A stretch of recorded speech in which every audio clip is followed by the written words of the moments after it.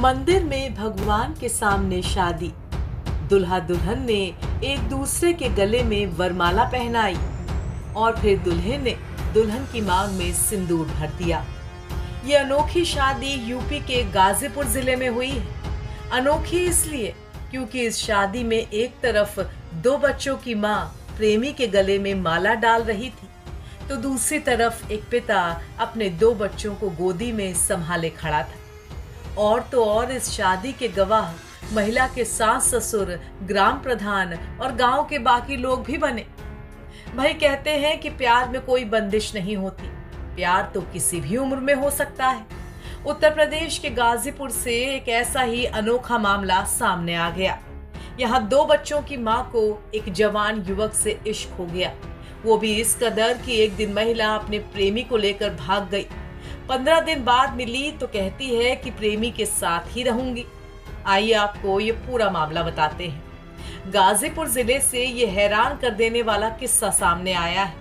यहाँ एक पति ने अपनी पत्नी को उसकी प्रेमी के साथ शादी करवा कर विदा कर दिया और खुद दोनों बच्चों को लेकर घर लौट आया। इस घटना ने पूरे इलाके में चर्चा का माहौल बना दिया है। गाजीपुर जिले के खानपुर थाना क्षेत्र के जमीन संदल गांव निवासी अशोक बिंद की शादी कुछ साल पहले बिंदपुरवा निवासी रेखा से हुई थी। शादी के बाद उनका एक बेटा और एक बेटी हुए।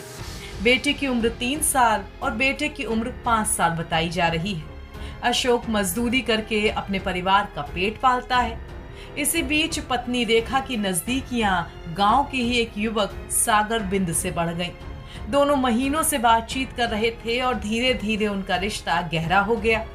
करीब 2 महीने पहले अशोक को पत्नी की इस प्रेम कहानी का पता चला। उसने कई बार पत्नी को समझाने की कोशिश की, लेकिन वो नहीं मानी। अशोक ने फिर प्रेमी सागर को भी समझाया, मगर उसने भी संबंध तोड़ने से इनकार कर दिया। फिर आखिरकार 25 अगस्त को रेखा अपने प्रेमी के साथ घर से भाग गई। परेशान पति ने 1 सितंबर को एसपी को पत्र लिखा।